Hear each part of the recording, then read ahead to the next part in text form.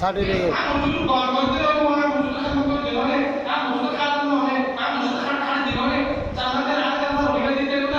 আচ্ছা বলুন তো, যিনি ৮০,০০০ টাকা নিয়ে ২০,০০০ টাকা সুদের টাকা নিলাম, সুদের টাকা কাটছিল, উনি কি জান্নাতের গ্রাম পাবে?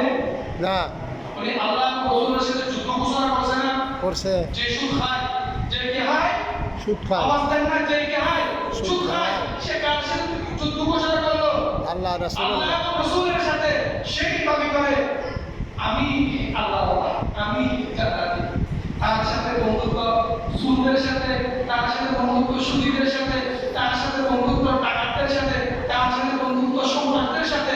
এখন দেখবেন সমাজে আপনার পরিবারে ভালো ছেলে, দিনদার ছেলে, আপনার সমাজে উত্তম আদর্শবান ছেলে সম্মান পায় না। আপনার সমাজে যে ছেলে সন্ত্রাস, উশৃঙ্খল, অদ্ভুত, অসভ্য টাইপের, আর অসম্মানি থেকে বাঁচার জন্য আপনি তাকে ও ভাই খুব কেন সবাল সরি ভাই কেন সবাল সরি, উঠে মানুষ কথা বলবে, উঠে মানুষ স্মরণ করবে, উঠে মানুষ লেনদেন করার চেষ্টা করবে, উঠে মজা করার চেষ্টা করবে।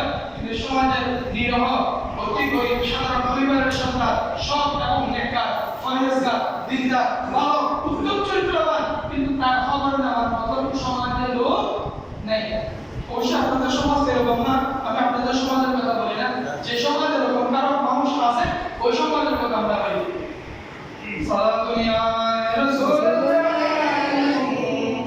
সালামু সাল্লাল্লাহু আলাইহি ওয়া নশীবা খুদা ওয়া নশীবাতুল মওজুনে আউলিয়া সালাতিয়া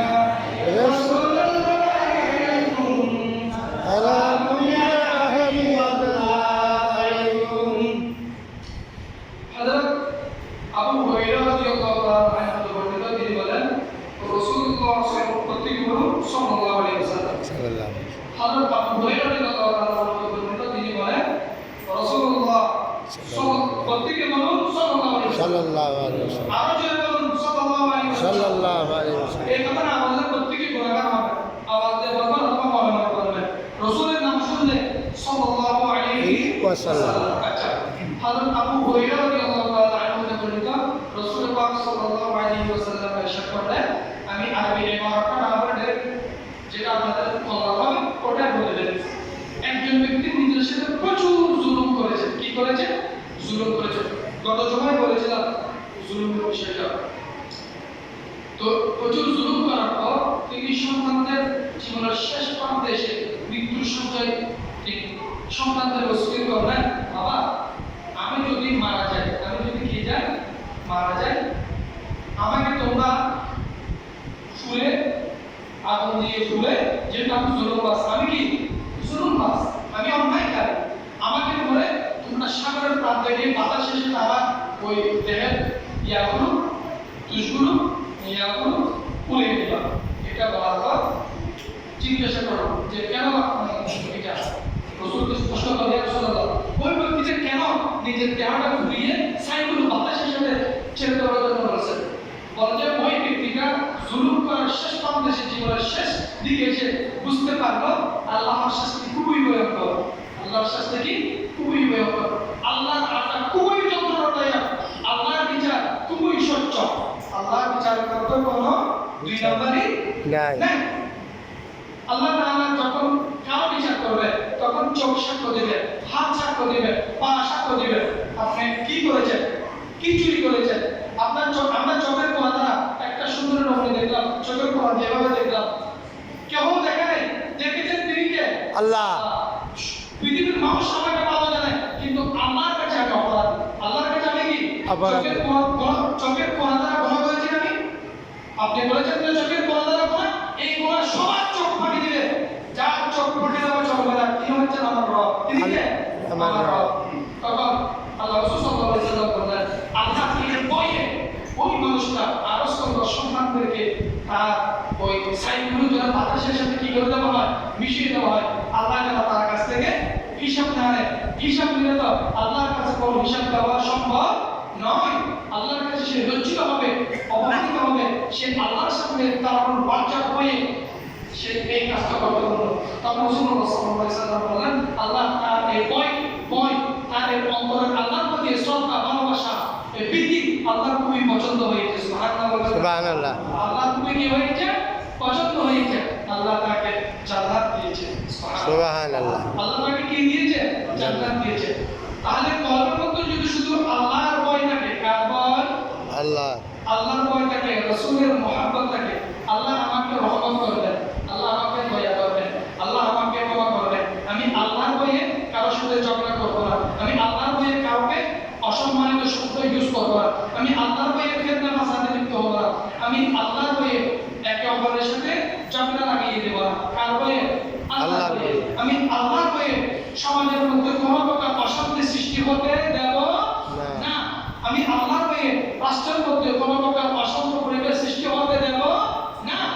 তাহলে আপনি আল্লাহ রাসূলের উপযুক্ত উম্মত, আপনার রাসূলের কি উপযুক্ত উম্মত, আপনি আল্লাহর উপযুক্ত বান্দা। সালাতুন ইয়া রাসূলুল্লাহ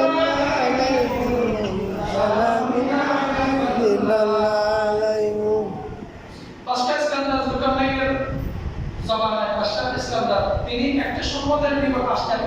তিনি দেখলেন তার ওই সম্প্রদায় কোন মানুষ জন্মগ্রহণ করলে তাদের বাড়ির সামনে উঠোনের মধ্যে একটা কবর, একটা কি কবর। উনি এভাবে অনেক কবর দেখতে পেলেন। উনি জিজ্ঞাসা করলেন এতগুলো কবর কেন আমাদের বাড়ির সামনে?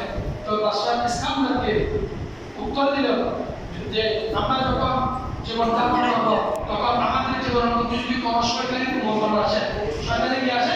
কুমন্ত্রণ আসে।